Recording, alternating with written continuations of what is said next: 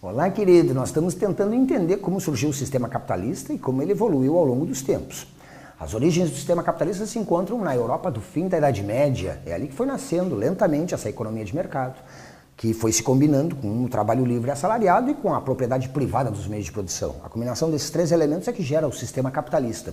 Marx percebeu as origens desse sistema lá no fim da Idade Média, mas percebeu que, ao se desenvolver, o capitalismo vai gerando suas próprias contradições. Por exemplo, o capitalismo é um sistema baseado na competição, na concorrência. Essa concorrência, de acordo com o pensamento liberal, da onde Marx se inspira, diz que a competição, a concorrência faz os produtores tentarem produzir, vamos dizer assim, em condições de vantagem, de mais eficiência. Isso desenvolveria as técnicas, aumentaria a capacidade de produzir, reduziria os custos da produção. Muito bem. O capitalismo, então, está aí mostrando toda a sua potencialidade em termos de capacidade de produzir riqueza. E essa capacidade vem especialmente da competição, da concorrência entre os produtores. Sim, diz Marx, mas se existe uma competição, quase que inevitavelmente essa competição vai terminar com o triunfo de alguns e com, vamos dizer assim, a quebra, a falência ou a derrota de outros. Ora, nesse sentido, a competição levaria inevitavelmente a uma situação em que alguém venceria essa competição.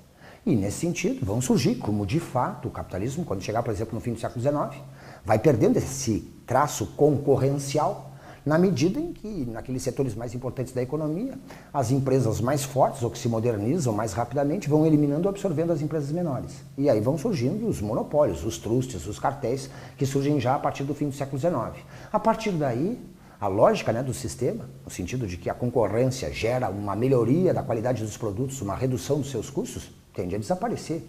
Aquilo que seria o elemento mais benéfico do capitalismo já está desaparecendo num certo estágio do seu desenvolvimento, quando a competição vai cedendo lugar aos primeiros monopólios, aos trustes, aos cartéis. Ora, essas empresas que fazem, por exemplo, um pacto para dividir o mercado, estabelecem preços mínimos, deixam de concorrer entre si e passam a ter lucros muito maiores do que teriam numa situação de competição. Mais até, muitas vezes, ao monopolizar um setor da economia, não tem mais interesse em inovações tecnológicas, em progressos que, vamos dizer assim, não lhes interessam, na medida em que eles já têm um controle de um mercado que está estabilizado e que tem, com base naquelas tecnologias e naqueles custos, uma margem de lucro que lhes interessa. Vou te citar um exemplo bem concreto. Por exemplo, no início do século XX, o desenvolvimento da indústria elétrica levou as empresas capitalistas, numa competição natural, a desenvolver filamentos que fossem cada vez mais resistentes, na medida em que só as lâmpadas mais resistentes, vamos dizer assim, eram mais procuradas no mercado. A competição entre essas empresas levou ao desenvolvimento de filamentos cada vez mais resistentes, a ponto de chegar num certo momento em que as lâmpadas custavam muito tempo para queimar e as pessoas terem que comprar uma nova. Ora, isso significa então que no próprio processo de desenvolvimento, as inovações tecnológicas foram reduzindo, vamos dizer assim, as perspectivas de lucros das empresas. Elas não tiveram dúvida, quando constataram isso, fizeram. Estou citando esse exemplo porque é um dos primeiros grandes cartéis que se conhece historicamente, o cartel das indústrias do ramo elétrico. Elas entraram num pacto, num acordo, e estabeleceram não só uma espécie de limitação em termos de desenvolvimento tecnológico, ou seja, estabeleceram que, por exemplo, o filamento de tungstênio, que tinha uma certa durabilidade, deveria ser um limite, no sentido de que não se devia desenvolver lâmpadas mais resistentes que aquelas, porque isso faria as lâmpadas não queimarem e começaria a reduzir suas vendas e suas margens de lucros. Estabeleceram, então, um preço mínimo que todas elas compravam e paralisaram o desenvolvimento de novas pesquisas para desenvolver, vamos dizer assim, tecnologias e filamentos mais resistentes. Observa que, num certo momento, as empresas, primeiro, entram num pacto e deixam de concorrer entre si. Segundo, fazem um pacto também para não desenvolver novas tecnologias, no sentido de que isso seria prejudicial para elas mesmas. Isso quer dizer que elas estagnaram o processo de inovação tecnológica, vamos dizer assim, e estabeleceram preços bem acima do que seriam preços de competição e de concorrência. Isso é um monopólio, um cartel das lâmpadas, como estamos chamando. Mas a gente pode perceber isso em vários outros setores da economia. Quando as empresas entram num acordo, estabelecem preços mínimos, deixam de concorrer entre si e também cessam sua preocupação com inovações tecnológicas porque elas não lhes convêm mais. Ora, nós podemos observar que, apesar de muitos ramos ainda estarem se desenvolvendo em ritmo bem intenso em termos tecnológicos, outros, monopolizados, praticamente estagnaram na nossa época. Repara que nós temos, por exemplo, uma evolução muito rápida na questão das telecomunicações, das tecnologias de informação. Aí estão os investimentos maiores das empresas capitalistas. Mas tem outros ramos, por exemplo, em que os investimentos praticamente cessaram ou não são feitos porque não convém. Vamos pegar um exemplo bem característico, bem concreto. A questão, por exemplo, da indústria da indústria química, da indústria farmacêutica, que muitas vezes, vamos dizer assim, cria necessidades na população. Ou, te disse, a partir do momento em que se criam cartéis, trustes, tende a não desenvolver exatamente novas pesquisas, ou a dirigir as pesquisas e as tecnologias para aqueles setores que podem trazer lucros e abandonam aqueles setores que são menos atraentes. Exemplo concreto, o mundo de hoje destina, por exemplo, isso a gente pode considerar um levantamento que envolve todos os países, as verbas governamentais, verbas de organizações não governamentais, de entidades científicas e acadêmicas, mas o fato é que se destina um volume grande de recursos para a pesquisa de doenças, por exemplo, como a AIDS. Por quê? Porque existe a perspectiva de obter lucros, vamos dizer assim, vendendo para as parcelas da população atingidas, né, pela doença ou ameaçadas por ela. Em contrapartida, se investe pouquíssimo, e, por exemplo, na pesquisa da malária, que é uma doença que atinge parcelas muito maiores, vamos dizer assim, da população mundial. Mas é uma doença típica de países pobres, de países carentes, e onde o desenvolvimento de novos medicamentos, vamos dizer assim, não teria um mercado consumidor que daria lucros tão grandes como, por exemplo, aquele destinado para a AIDS, que atinge populações, inclusive de países ricos, de setores de classe média e etc, etc. Em outras palavras, a pesquisa e o desenvolvimento de tecnologia vão se desenvolvendo exclusivamente para aqueles setores que podem gerar algum tipo de lucro, de retorno para os investidores. E aqueles setores, vamos dizer assim, que não oferecem atrativos vão sendo abandonados, ou ali não existem os níveis de desenvolvimento tecnológico que poderiam acontecer em função da capacidade que tem de se produzir novos conhecimentos. Então, a lógica do capitalismo vai direcionar ou utiliza, né, para aqueles setores que convêm porque são altamente lucrativos, ou vai fazer desaparecer a concorrência e as inovações tecnológicas naqueles setores que não convêm mais, porque as empresas entraram num tipo de acordo ou de pacto e assim por diante. As contradições, então, do sistema capitalista vão sendo estudadas pelo próprio Marx, que vai percebendo que no próprio desenvolvimento do sistema, ele vai gerando suas contradições e vai esgotando suas possibilidades de desenvolvimento e de progresso. A riqueza, por exemplo, no desenvolvimento desse sistema, vai se concentrando nas mãos de uma parcela cada vez menor da população. Nesse sentido, a capacidade de consumo do conjunto da população vai se retraindo, com o desemprego, por exemplo, ou com a concentração da riqueza. Verdade que Marx previa esse processo mais acelerado e mais drástico, né? Um processo de pauperização crescente da classe trabalhadora geraria uma espécie de colapso do sistema, porque ele produz cada vez mais, mas se as pessoas são capazes de consumir cada vez menos, num certo momento isso desembocaria numa crise. Verdade. Que o capitalismo, quando se deparou com essas crises inerentes, já que de um lado cresce a produção, de outro a capacidade de consumo, seja pela exploração, seja pelo desemprego, seja pelas inovações tecnológicas, vai se retraindo a capacidade de consumo, se produz mais do que se consegue vender. Num primeiro momento, o sistema capitalista encontrou, vamos dizer assim, formas de ultrapassar esses limites, tipo abrir o mercado dos consumidores para escoar essa produção em outras partes do mundo, na época do imperialismo, do neocolonialismo, que vai partilhando as regiões da África e da Ásia, por exemplo. E ali se escoa a produção industrial excedente, se exploram matérias-primas a preço barato e assim por diante. Então, num primeiro momento, a válvula de escape foi essa. Quando nós chegamos, por exemplo, no século XX, e de novo o sistema capitalista enfrenta uma grande crise de superprodução, por exemplo, ali na década de 30, a Grande Depressão, a gente diz, desencadeada pela quebra da Bolsa de Nova York, qual foi o mecanismo utilizado para ampliar o mercado consumidor e manter a economia dinamicamente funcionando? O mecanismo foi um processo de distribuição de renda, conhecido como Estado de Bem-Estar Social, Welfare State, que ampliou significativamente a capacidade de consumo das camadas populares. Nos dias de hoje, o capitalismo, especialmente na segunda metade do século XX, começou a desenvolver uma tendência um pouco diferente, que é a de não desenvolver necessariamente uma produção cada vez maior e a preço cada vez mais barato, mas desenvolver tecnologias que vão tornando os produtos, vamos dizer assim, cada vez mais rapidamente ultrapassados e a necessidade, então, do consumidor substituí-lo por um outro mais sofisticado. É o que a gente chama de obsolescência programada. Os produtos já são fabricados não para durar, mas para se esgotarem, para acabarem, para estragarem, vamos dizer assim, num determinado prazo e, nesse sentido, levar a pessoa a adquirir um outro. Ou, eu te disse, mais moderno, ou porque aquele, eu te disse, já está obsoleto, ou então porque aquele foi danificado e precisa ser substituído por um outro, já que é mais barato comprar um novo do que mandar consertar aquele, vamos dizer assim, que eventualmente estragou, ficou danificado. Bom, enfim, o sistema de justiça ele vai desenvolvendo novas formas de enfrentar essa limitação que, teoricamente, colocaria o sistema, num certo momento, num ponto limite, em termos de que ele produz muito mais do que o mercado consegue absorver. As contradições do sistema capitalista vão sendo mostradas por Marx, seja o desaparecimento da concorrência e o superlucro dos monopólios e a estagnação tecnológica, seja, por exemplo, a limitação do mercado consumidor, que vai se retraindo constantemente com a exploração, com o desemprego, com as inovações tecnológicas, mas ainda tem um outro elemento, que é fundamental para compreender a teoria de Marx. E aí eu te disse um elemento mais profundo, no sentido de que ele tem implicações muito mais sérias. O fato de que Marx mostra que no sistema capitalista, e isso vale também para outros sistemas econômicos em que existe a exploração do homem pelo homem, mas nesse sistema, num certo momento, o trabalho, vamos dizer assim, se transforma muito mais em um fardo, em uma opressão para os seres humanos, do que propriamente em algo libertador, em algo que possa levar a humanidade para níveis de desenvolvimento e de consciência mais elevados.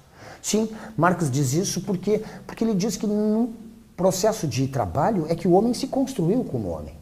Foi através do trabalho que esse nosso ancestral primata, né, vai evoluindo e se transformando no ser humano, no Homo sapiens sapiens. Ou seja, o trabalho seria um elemento fundamental no próprio processo de autoconstrução do homem. Ao trabalhar, ao produzir, a transformar a natureza, o homem vai se construindo como ser. Vai construindo a sua subjetividade, seu jeito próprio de ser e as relações que ele vai estabelecendo com outros homens.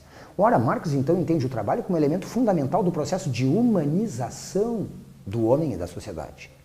Na medida em que o trabalho deixa de ser um trabalho de si, em que tu realizas as tuas potencialidades, em que tu dá sentido para a tua existência, em que tu estabelece relações consequentes com os outros seres humanos, na medida em que ele vai perdendo esse conteúdo, vai virando o que a gente chama de trabalho alienado. Ou seja, trabalho alienado, o termo alienado, tu lembra, né? Por exemplo, quando a gente compra alguma coisa e não terminou de pagar, aquilo fica alienado, quer dizer, não me pertence totalmente. Trabalho alienado significa que no sistema capitalista, mas isso existe também, por exemplo, na escravidão, em sistemas em que a exploração do homem pelo homem está estabelecida. Nesses sistemas, aquilo que a pessoa produz já não é mais fruto, vamos dizer assim, do seu processo de desenvolvimento. Em outras palavras, eu não sou dono do que eu produzi, eu não estabeleço as condições em que eu produzo, eu não me realizo e não coloco minha marca naquilo que eu produzi. Ou seja, vai se desvinculando o ser concreto daquilo, vamos dizer assim, que é o resultado da sua produção, do seu trabalho, da sua criatividade, da sua inventividade. Aliás, sua criatividade e inventividade vão sendo praticamente suprimidos por um processo em que ele vai se encaixando como uma espécie de engrenagem dentro de uma grande máquina de produção. O trabalho alienado, então, geraria no homem frustração, um processo de desumanização, de alienação, de brutalização, e que a gente percebe com certa facilidade. Sim, no sentido de que o trabalho, para boa parte da humanidade, é mais um fardo do que, eu disse, uma fonte de prazer e de realização. Na medida em que muitas vezes as pessoas fazem só o essencial para, vamos dizer assim, garantir, né, aquele seu espaço de trabalho, e não exatamente todas as suas capacidades estão jogadas ou colocadas naquele processo, porque afinal de contas ela não se beneficia propriamente do que ela produz. Ela não se realiza, ela não é valorizada, ela nem sabe muitas vezes o que está fabricando. Te imagina dentro de uma linha de montagem, como, por exemplo, o Chaplin, né, nos mostra em tempos modernos, um sujeito apertando um parafuso, eu disse, essa é a sua tarefa, e imagina que tipo de realização, de prazer, de desenvolvimento humano pode resultar de um processo como esse. Mecânico, repetitivo, penoso, sacrificante e esvaziado de significado, porque eu não sei por que eu estou fazendo aquilo, faço porque eu sou obrigado. É disso que Marx está falando, de um sistema econômico em que o trabalho se transforma basicamente em trabalho alienado e fonte não exatamente de desenvolvimento, de progresso, de humanização, de aperfeiçoamento do ser humano, mas num processo violento de desumanização e em que o trabalho passa a ser, repito, muito mais um fardo, uma coisa penosa do que fonte de realização, de prazer, de satisfação, de desenvolvimento das potencialidades humanas. Todas as, vamos dizer assim, relações no capitalismo, se tudo, né, nesse sistema é mercadoria, as próprias relações de produção e a própria força de trabalho vão sendo transformadas em mercadorias e vão perdendo desse significado de desenvolvimento, de evolução, de humanização da sociedade. Mercantilização das relações sociais significa que tudo é transformado em mercadoria. O próprio trabalhador e sua força de trabalho se transformam em uma mercadoria. Eu não sei se tu te ligou nisso. Sim, porque repara bem, quando, por exemplo, eu procuro trabalho, não sou eu que estabeleço quanto eu vou receber, existe uma lei da oferta e da procura. Isso quer dizer que quando eu vou procurar trabalho, se existe um monte de outras pessoas também oferecendo sua força de trabalho, essa oferta de mão de obra se desvaloriza, ou seja, barateia o custo da mão de obra, reduz, né, o que seria um valor dos salários. De modo que, nesse sentido, a mercantilização das relações de produção e as relações sociais transformam o próprio trabalho numa mercadoria, que segue as leis da oferta e da procura. E, nesse sentido, sempre uma população significativa desempregada e o rebaixamento dos salários a níveis que tornam interessante o investimento ou garantem a lucratividade dos empresários, dos investidores e assim por diante.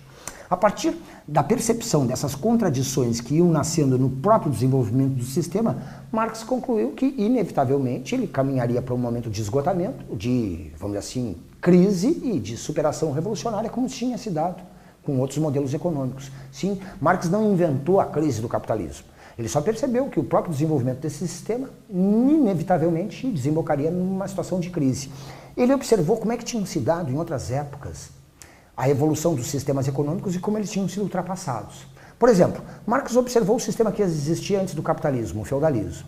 Percebeu como o sistema nasceu, como ele se desenvolveu, como a partir de um certo momento, nas contradições que vão nascendo do desenvolvimento do próprio sistema feudal, o aparecimento do comércio na Europa, o surgimento da burguesia, o crescimento das cidades, tudo aquilo ia minando a antiga ordem, a antiga economia feudal e fazendo abrir, né, uma nova época, um novo conjunto de relações e um novo jeito de produzir e uma nova mentalidade que ia acompanhando tudo isso. Ele observou o processo de formação do capitalismo a partir da crise do próprio mundo feudal e concluiu que o desenvolvimento do capitalismo seguiria uma trajetória semelhante. O sistema nasceria, como nasceu o mundo feudal, se desenvolveria, atingiria uma espécie de capacidade plena de produzir riqueza e transformar a natureza. Depois ele começaria a viver suas contradições e a partir daí foi ultrapassado. Como é que se deu a ultrapassagem do mundo feudal? Marx diz, olha, durante um longo período esses dois sistemas foram convivendo, um em decadência, se desarticulando gradativamente, e o outro se afirmando. Mas, num certo momento, o desenvolvimento desse novo sistema do capitalismo esbarrou no que seriam os vestígios, os resquícios daquela velha ordem que precisavam ser destruídas. Tipo, por exemplo, o mercado consumidor não se desenvolvia plenamente enquanto sobrevivia a servidão na Europa. O comércio não conseguia se expandir totalmente enquanto sobreviviam privilégios dos nobres. A própria intervenção do Estado na economia limitava o desenvolvimento dos negócios. Ora, Marx percebeu, então, que existia uma estrutura política, o absolutismo, onde, de certo modo, se apegavam os elementos daquela velha ordem feudal que estava lentamente desaparecendo e eles tentavam resistir, vamos dizer assim, dentro daquela espécie de última trincheira da velha ordem, que era o Estado absolutista. Ele preservava os privilégios da nobreza, a intolerância da igreja, ele também estabelecia práticas monopolistas e protecionistas. Ora, chegou num certo momento, disse Marx, que o desenvolvimento do capitalismo, para poder se desenvolver plenamente, precisava destruir esses resquícios, essa velha ordem. Isso implicava destruir o Estado absolutista, que era o sustentáculo, vamos dizer assim, daquela velha ordem que ainda sobrevivia na Europa. Só através, então, do conjunto das revoluções burguesas é que esse Estado absolutista é destruído, sua política mercantilista e seus monopólios são eliminados, os privilégios dos nobres e a intolerância da igreja desaparecem definitivamente e aí se criam as condições, com a liberdade econômica, com os governos representativos, se criam as condições econômicas, políticas, sociais para o pleno desenvolvimento do capitalismo. Em outras palavras, num certo momento, era preciso destruir de maneira revolucionária, vamos dizer assim, aquela velha ordem e os obstáculos que ela ainda representava para o pleno desenvolvimento econômico.